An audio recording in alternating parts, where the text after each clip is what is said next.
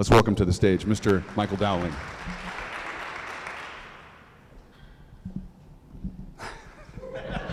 All right. It's a good start. So I am Michael Dowling. I am a local artist, and there's not much more to it than that. Thank you very much. I will probably not hold the microphone up high enough often, so anybody who wants to hint at me that I'm doing that, please let me know. Okay, what do you guys want to talk about? Okay, fine, we'll get to it.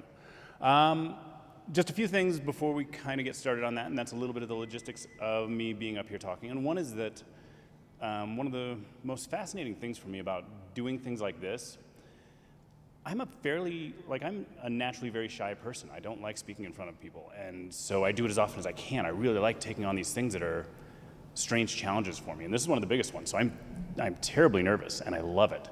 It's such a cool experience to have that, especially in our adult life. I think we got to be nervous very often as kids, and we got to really relish that.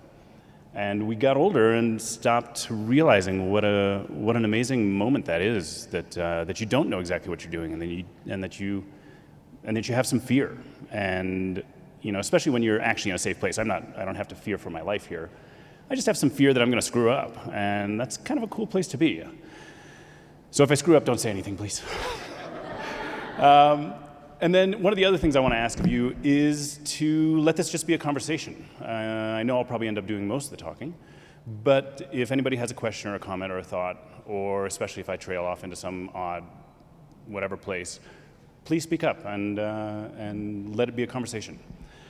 All right, what should we start with? Oh, let me say thank you first to CreativeMornings. Super cool what these guys do, and I think it's actually a really important thing to get together as a community and talk about just how we not only take on observing the world well and finding inspiration in it, but also advancing ourselves in being better at taking on the world. And so you'll find that, I really believe in those two things, and one of the things that I'll do today is try to get to the point in our conversation where it makes sense that I have a call to action, not just kind of a story. And I hope that the story that I have or the things that I talk about do bring you to a place where you might actually take on the world in a little bit different way or a little bit more intense way. And hopefully we'll get to that too. And then thank you to Michael and Space Gallery. And so Michael Burnett I've known for many, many years, and it's an interesting thing to be around so many artists in my life and to see so much art. And I haven't seen much of Mike's art lately, and part of the reason is because COVID and everything that was going on over that, and that's been a really confusing mess anyway. But the other reason is I don't think he's been painting that much. So Mike has a show coming up. When is it, Mike? A week from today. I'm assuming it's here. 50? It is at this location. Mike's got a couple of different locations. Yep.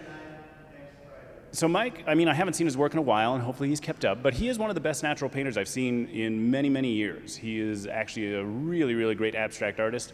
I'm assuming he's still painting abstract, and so it should be a pretty cool show. Okay, so thank yous, and thank you guys all very, very much for coming and for allowing me to kind of work through this idea with you and talk through it. So I kind of figured that I'll just start with a little bit about who I am and kind of how I got here, and then we'll get into the theme that we're working on. Does that sound good to everybody? Is that going to work? All right, thank you. I needed some affirmation. All right, I'll just kind of start with my story, and we'll go from there. There was something else I wanted to say. I forgot what it is, and I'm not going to be able to remember it now because I'm nervous. So. All right, so I grew up in Denver. I was born and raised in Denver. I grew up here and lived here until I was in my late 20s, and I just had to get the hell out of here, so I did. And I moved to Italy, and I studied painting very formally, and I lived there for a couple years on and off, and was back and forth a little bit. Florence, and truly learned a lot of amazing things. Not just about making art, but about life and about how I wanted to live and how to live that way. But let's go back to a little bit more of the beginning. I'd drawn all my life, and drawing was a huge part of my life. It was my voice growing up, and especially because I was a very, very quiet kid. Drawing was kind of the way that I communicated, and really it was my voice in the world. So I drew, and I got to 4th grade, and didn't know why, but this was one of the first, and let me step back just a little bit further. So we're looking at the notion of critical, and critical is one of those words in the English language, and the English language seems to have a lot of these, that is able to have two things going on, and even in the same sentence. You can ask yourself, what is the most critical aspect of your criticism here? And they mean two different things, and it's just an amazing language that we're able to do that. In one sentence, use the same word in two different ways. And so we're actually going to be looking at this idea in both the ways that it kind of exists in the world. We're going to be looking, or at least I'm going to be looking, at some of the very critical things that have happened in my life that have gotten me to where I am, and I'm very, very happy with the life that I've had. I'm very excited to have been able to experience the things I have and to see the path in front of me. So I think it's important. And then the other side of critical is the notion of criticism, the notion of the evaluative methods of that. And that idea of critical is actually a really important thing to define for yourselves. That idea of critical, when you're being critical of something, is the notion that you're going to have an evaluative system about it, and you're going to determine its value based on that.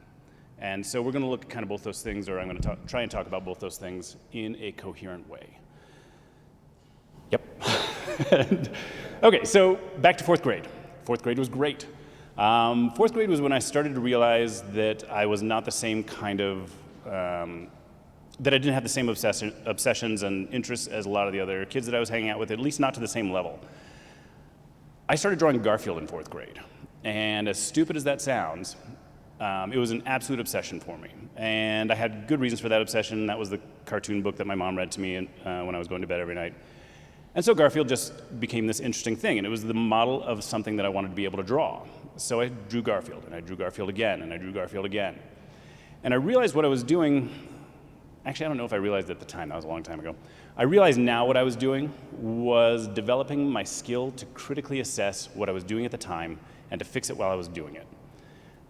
I was learning how to see better, and that was the most important part of doing the one thing obsessively over and over, was that I was learning how to assess as to whether or not I was doing it right. And doing it right was actually doing a pretty exact copy of it. And so I would do it, I would correct it as I went, and I would do it again.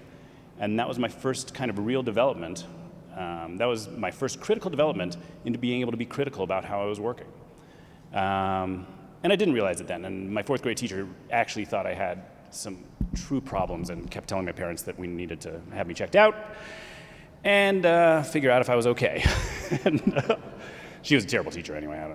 Hopefully she's not here. I don't think so.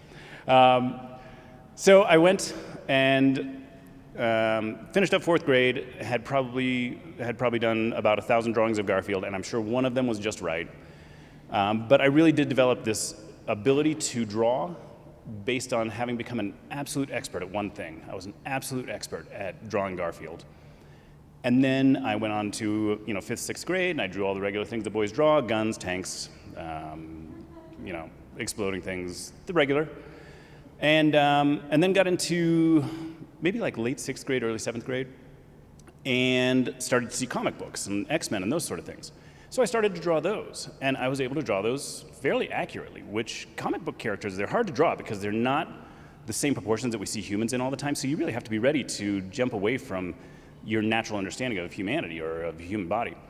And I was able to draw those fairly well, and what I realized was that I had taken this level of expertise that I developed in drawing Garfield, my ability to be critical about whether or not I was doing each kind of line correctly, each segment correctly, and to correct it as I was going, and to come to a completed piece or a completed drawing that actually looked like the thing that I was intending it to look like. That was the jump from being an expert at Garfield to being able to do something else with the same approaches of expertise.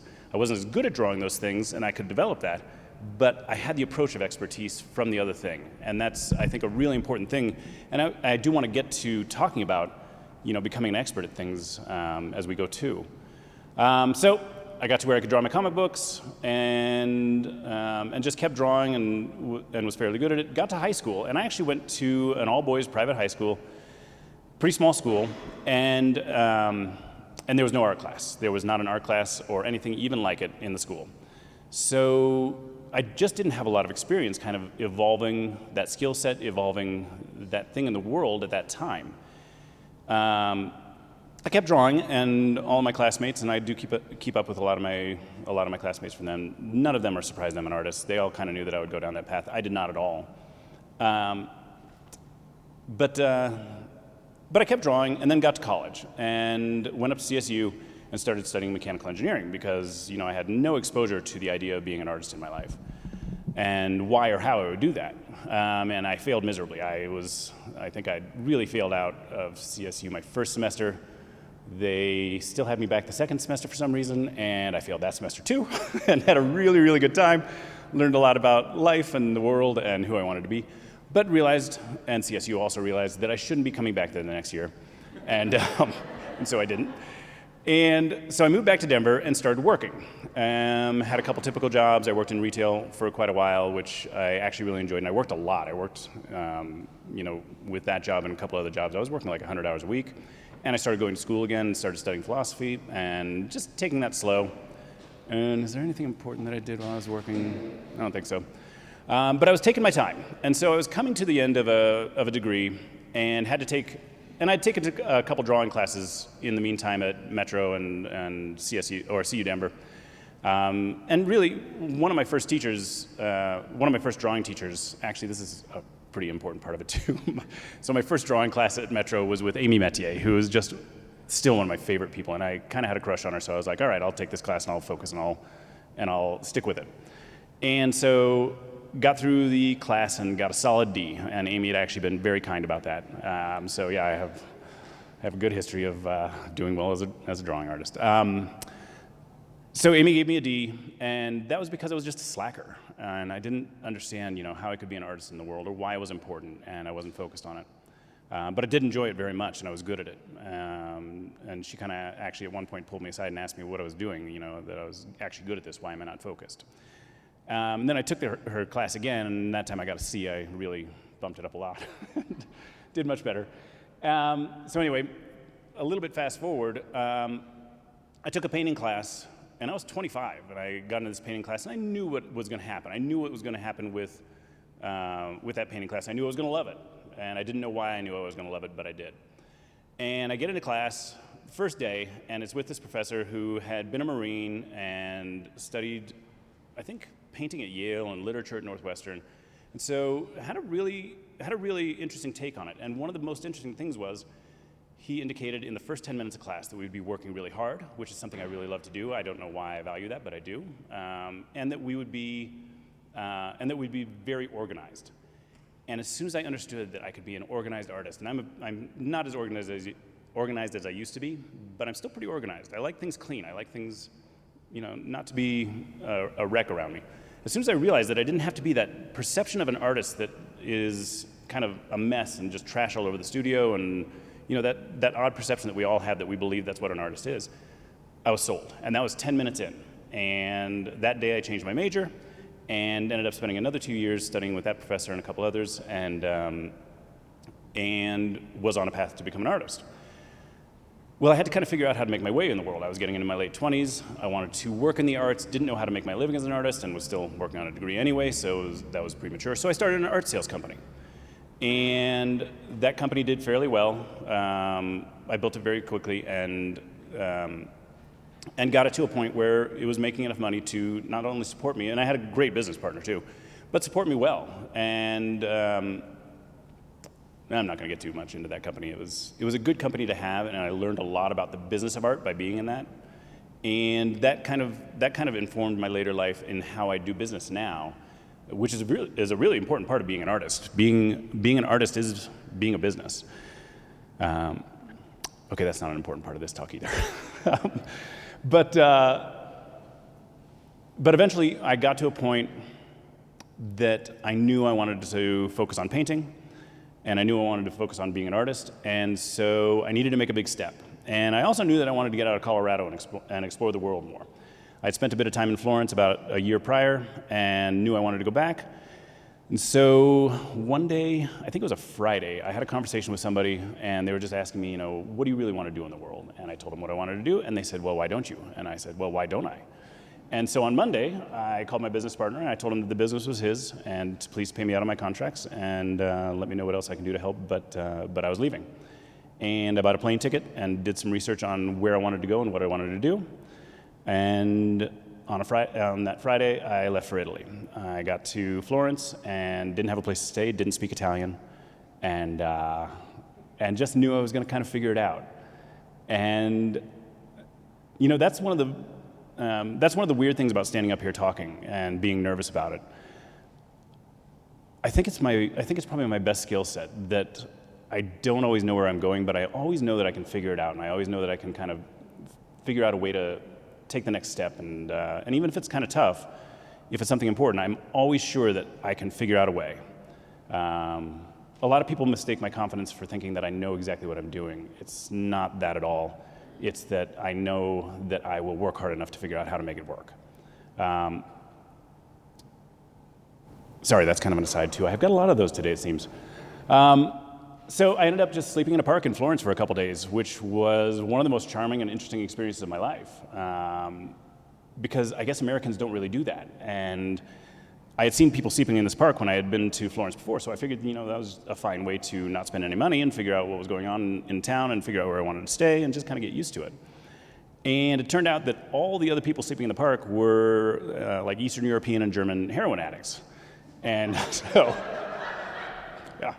So I got to know a few of them, and that was an interesting experience. But also the cops kind of come through the park and bug everybody every once in a while. And so they came through and they started bugging me, and I just started talking to them a little bit. And as soon as they figured out I was American, they were totally charmed with the fact that an American was doing this. This was something unheard of. And this is, how long ago is this? This is 25 years ago. 22 years ago. And so I was immediately their little brother, and which was hilarious that they called me little brother because, the population of Florence, the guys are not very tall, and I was like a foot taller than these guys, and they would keep coming up to me and they'd say, little brother, you okay? And I'd always be like, yep, I'm good, thanks. And so sleeping in the park was a really interesting thing. I'd never lived like that in my life. And eventually, by that Monday, I went to one of the schools that I had researched, walked in there. Oh, hold on. We have to go back to making that decision. So that decision to leave, that decision to make an enormous change in my life that felt very, very natural was the next really critical moment in my life. I've got more critical moments in my life, I think, than many people, and I've taken really big steps. And so that next critical moment, so I had the critical moment of starting to study painting when I was 25. The next critical moment was letting my business go and moving to Italy. And that was a big one. My next critical moment was actually one of just absolute dumb luck. And I've had a lot of that in my life too. And I think we all have a lot of that luck. I just really knew to capitalize on it at the time. And I look for that luck and I capitalize on it often. So I walked into this school, and it was the first one, it was the one I was pretty sure I was going to like based on my research. Walked into the school, it immediately felt like home, and so I signed up for classes. And those classes were kind of like third-year level classes, but in Italy, that's pretty advanced painting and drawing and the other things that I was studying. And so sign up, pay for the course, and I'm kind of finishing up my paperwork, and the lady at the desk is like, okay, come back tomorrow for your entrance exams. And I was like, what are you talking about, entrance exams? I'm gonna go paint. And she's like, yeah, you have to be able to paint and draw well enough to actually be qualified to be in these classes. And so that was a very novel experience. So took my entrance exams, passed them, stayed in the classes, and those classes happened to be with these two women from South Africa, Rose and Claire, and they're still kind of my mentors today, although I don't spend as much time with them now or correspond with them as much now.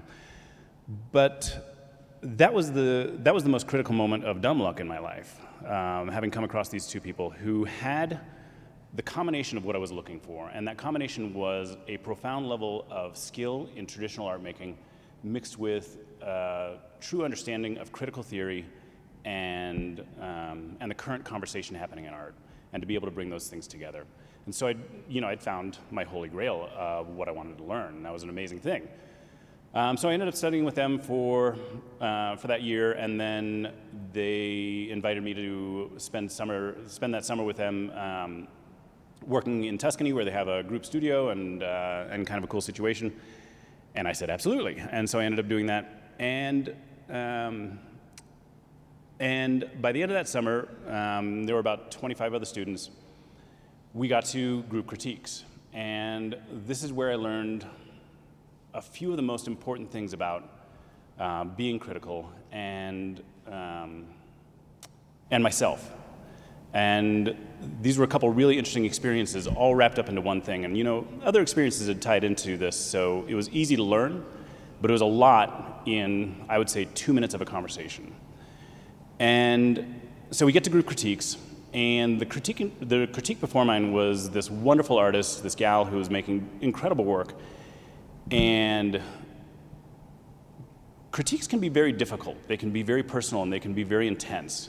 And hers definitely was. And it was to the level that it was angering, frustrating, and not in an unhealthy way, in a very healthy way, but really pushing, really trying to help her figure out a path that was beyond what she'd done, and in a really heavy way, but a really thoughtful way. Rose and Claire communicated incredibly positively and incredibly respectfully all the time. And we're going to get to why that's an important thing to point out pretty soon too, assuming I have enough time. So they get to me, and we're going through my critique, and they're just lovely, and they have these lovely British accents, South African British accents, so everything sounds good out of their mouths. And we're talking through my work, and they're just kind of lulling through it and saying, you're doing a lovely job on this, and this ties in very nicely with what you're doing, and keep doing that. And one of the other students is kind of like, okay, so we just went through this really rough critique, and then we get to Michael, and you're so nice to him, you're so easy on him. Why do you do that? And I can't remember which of them it was, but in their lovely British accent, they said, oh dears, Michael's going to be far harder on himself than anybody here could ever be. And so that made me realize, and that was that phrase, that was that critical phrase that made me realize that I am more critical of myself than anybody else will ever be, and I actually am profoundly self-critical. It's a great tool to have, and it's something that I've had to figure out how to be comfortable with, and I don't know if everybody else is or not. I assume everybody else is because I don't know how to be otherwise. It's a great tool though, because it's what makes me good at what I do, and it's what allows me to push forward and to get better at what I do. I am critical of everything that I have going on that I find of value, especially my art. And I put out a lot of art, and I'm doing a very interesting thing this year. I'm trying to paint, over 360 paintings, a painting a day basically, and some of them are not as good as others. So I'm having to really balance out how critical I am of myself and of my work, and that's been a very, very interesting experience. Sorry, I'm criticizing my conversation right now too, trying to see if I'm doing a good job. Yeah. On your daily paintings, do you allow yourself to go back after the day has passed? Oh yeah. Yeah, absolutely. The way I paint, I work in oil and I paint in layers. These ones are not as layered as some paintings, but sometimes they have to dry, sometimes they have to kind of sit for a bit, and sometimes I have to figure out what's going on with them. So I have to sit there and look at them and let them tell me kind of what to do next. And that is that kind of criticism of figuring out how to make them work. And so yeah, good question. Thank you very much. I'm good at questions, by the way, if anybody has any others. Except now I lost my train of thought. It's great. Yeah. So you're a great painter. You're mediocre painting better than most people. How do you deal with that? How do I deal with that? Yeah. I sell them. I mean, It goes back to your point of art as a business. yeah. Critical piece that most artists miss. That is a very critical piece that most artists miss, and it's a terribly lacking part of art school that there's not a business of art class, and there's not a very intense business of art class. When we get out into the world, we need to know how to do business, and we need to know how to do business like a typical business, and be able to evaluate our product as to whether or not it's good enough to put into the market, and that is that critical point. but also how to put it out into the market in a way that's effective for us to be able to go and do that. When we've done it Monday, how are we going to pay to be able to do it Tuesday too? We got to sell our work. So actually, that's a totally brilliant question. Thank you. Can you repeat the question? Mike? He's a great painter. His mediocre paintings are better than most paintings. Okay, so let me do that louder. I'm a great painter. And Mike is saying that he feels that my mediocre paintings are better than most paintings out there. And guess what? I agree with that. And I agree with that. I don't agree with that because I believe that I am some great painter. I believe that because if I felt that somebody else's okay paintings were better than mine, I would need to be aiming for what they're doing. I would be trying to do what they're doing. And I would go for that. And I would be good at doing that because I know how to get to that point. So if I didn't believe that about my work, I'm doing the wrong thing. I have to believe that I'm doing really good work.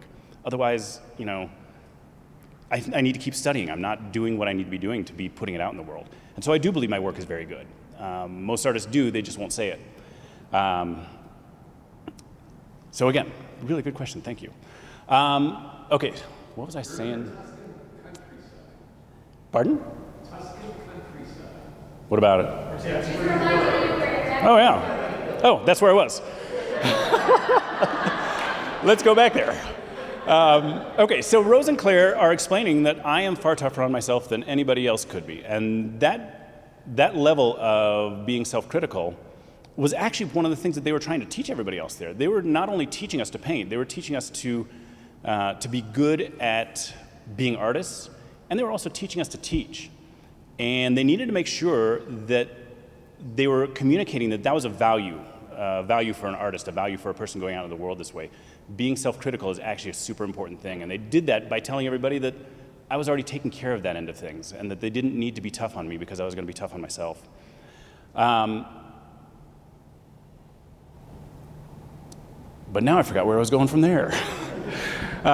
Okay, so eventually I moved back to the States, and was kind of back and forth, back to Italy a little bit, and got back here, moved back for a girl. That lasted like 2 weeks, and probably for good reasons. And she had met somebody who ended up being her husband now, and they have this wonderful life, and I'm super happy for her. And it was the right step. But I was like, come on, I just moved back to the States, and what am I going to do now? And I kind of started to plan to move back to Italy, or move back to Europe at least, and then started hanging out with somebody who I'd known since I was a little kid, and ended up getting married to her, and we had kids and did all that kind of stuff. And you guys know that story. And actually, we have this beautiful history together and beautiful story. Okay, it got a little bit rough lately, but. And actually that kind of gets me to where I am now. I've had a really, really tumultuous and difficult couple years, and COVID was part of that, but also just everything else happening in my life. I've had a lot of change, and it's really interesting to be standing up here feeling like I am not at all qualified to be doing that, and trying to be working through this conversation. And it's really a very curious thing. But it, again, makes me very critical of myself. I'm thinking through the conversation that I'm having as we're having it, trying to make sure that I am relaying something that's of value to you guys. And of value to me, for that matter. So it's a really interesting place to be. Okay, so where does that bring us? That brings us to the two things that I kind of wanted to, I'm going to try and lead into the two things that I kind of wanted to be able to talk to you about that are calls for action. And one of them I have forgotten, so I'm going to have to think about it for a minute. So I'm going to go right to the second one. Oh, okay, so here's the first one. The first one is dealing with being critical of things. And when, how many people kind of went to art school or took some art classes and went through group critique? Have you guys done that kind of stuff? Anybody here?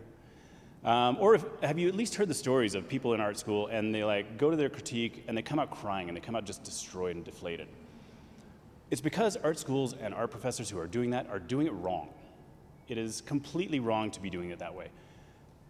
The most important thing that you can do when you're evaluating somebody's work and helping them to be better artists is find what's really working, find what's beautiful, find what's really valid in that work. The other things that you talk about that are problems, you should deal with those.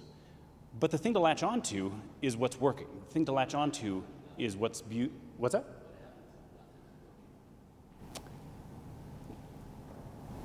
I don't know that ever happens, that nothing's working. But that can be tough when very little is working. When somebody really sucks, it's really hard to kind of figure out those best things. But even people who are really terrible artists, we all were at one point. And you just, if I have the energy to work with somebody from a point where they have no idea what they're doing and have no idea how to evaluate it well themselves, and I don't have the energy to do that anymore, by the way. So if any of you guys are thinking that, no. To be able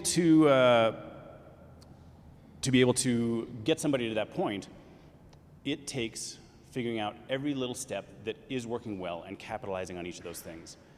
And that's that first call to action, and that is that when you evaluate something, when you look at something critically and you're going through those steps of evaluating as to whether or not it's a value thing in the world and whether or not it's a good and beautiful thing in the world, start with what's good about it.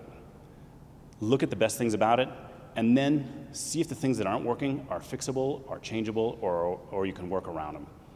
And I do believe that that is an optimistic way to look at the world, and I do believe it's a really valuable way to look at the world, because it means that you can walk into any room, and even if it's just the worst room, you can find something that's worth engaging in that room. You can find something that's worth really taking on, and find a place of beauty for yourself there. And it's a very personal, well, I guess it's not that personal thing, because then you're going to be able to affect the room well. Then you're going to be able to affect the other people well in that room.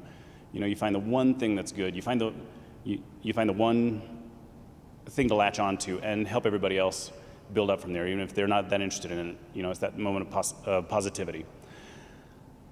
Am I explaining that well? Okay, you guys are very quiet.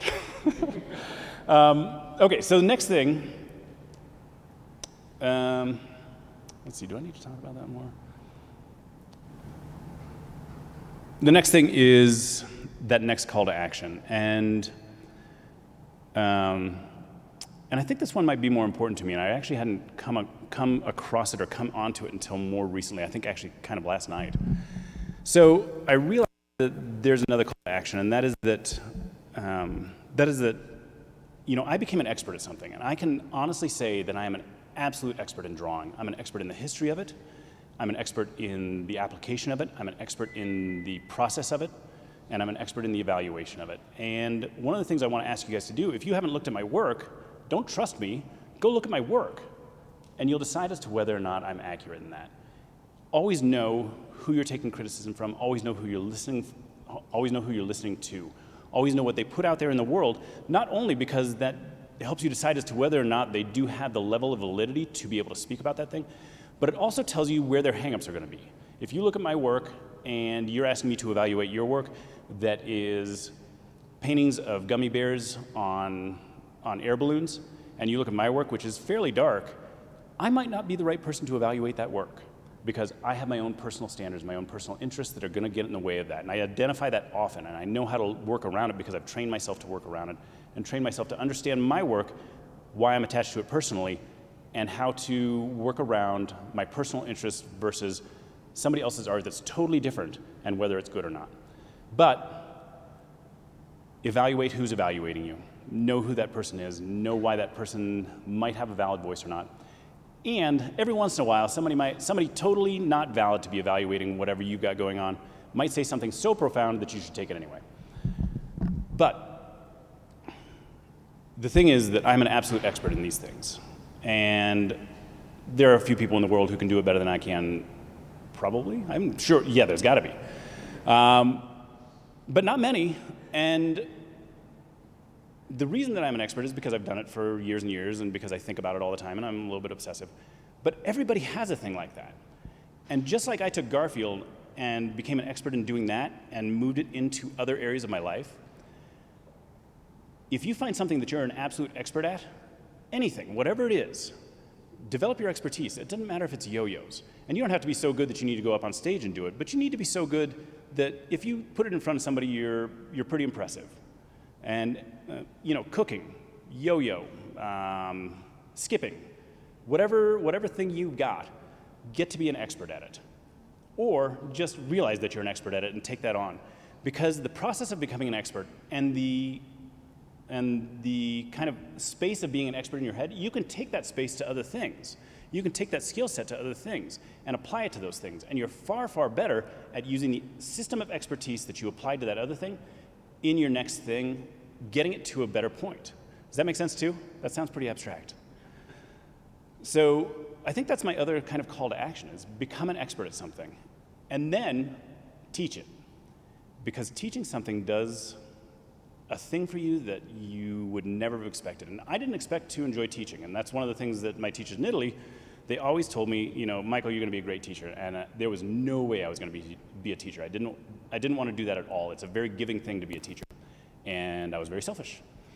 And so finally I started teaching. And I took a position teaching for a small school, just like an art club school. And just like when I walked into my first painting class, in 10 minutes I had fallen in love with it. And I realized very quickly, and I told my whole student group there, and I tell my students all the time now, I learn more from teaching than all of them put together ever will. And just me alone, I get to learn more from that than all of those people.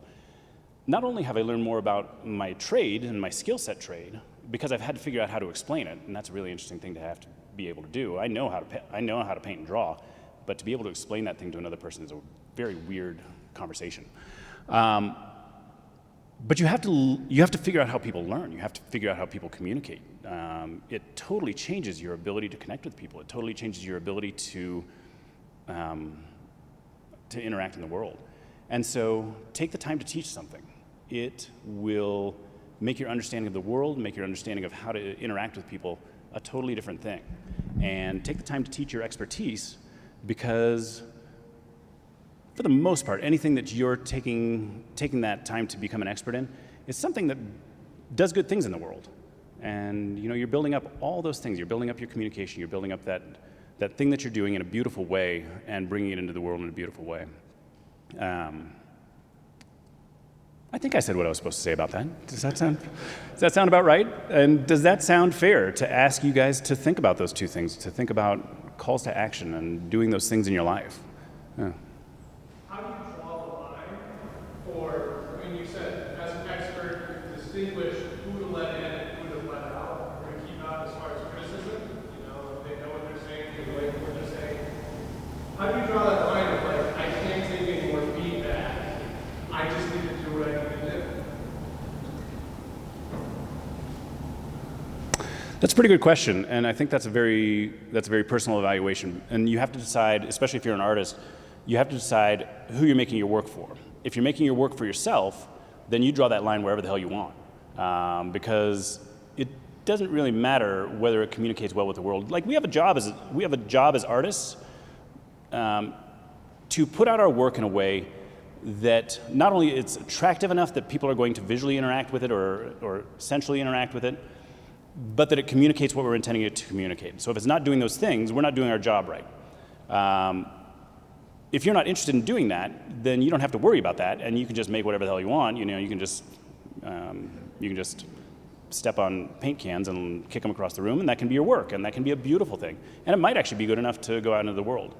But if you wanted your work to go out, into the world, that line is where you've been able to put your work out into the world, and you have enough interaction with people that you know that it's doing its job. You know that it's communicating, and you know that it's acting in beauty in a way that draws people in. Does that answer your question well enough? Is that okay? How do you keep self-criticism from becoming destructive? Drink. I drink tequila. The question is, how do you keep self-criticism from becoming destructive? It actually goes back to that. Damn it! I just lost my train of thought again because I was thinking about tequila. No, it does actually. I have a glass of tequila at least once a day, and it does help kind of get me out of my head about that stuff. So there is a value to dulling yourself a little bit so you're not thinking so much about every little thing about it. But there's something more important. We asked that question again? Sorry, I got to get back to it.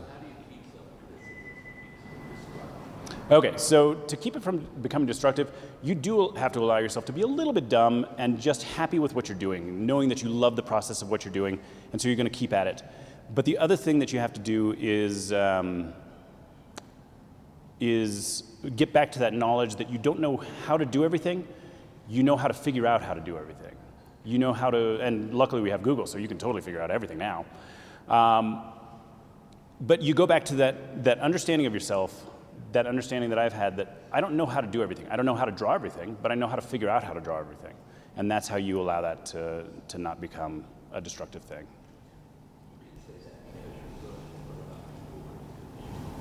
Get to work, because you will get good. So that's actually a really important thing too. See, drawing is not an act of, sorry, what was your question? I mean, you're really good. Yeah. Okay, so he's asking about people who aren't good at drawing and how do they kind of get past that? They get past that by continuing. Numbers mean a lot in making art. It's about when you've hit your 1,000th painting or your 1,000th drawing, that you might just about be getting somewhere. It really does take a ton of numbers, and so you keep going. Boy, I'm really losing my train of thought a lot today. How do you get there? Damn it, I totally lost that, but I have to get back to it. Sorry, was somebody else gonna ask something? Oh, yeah.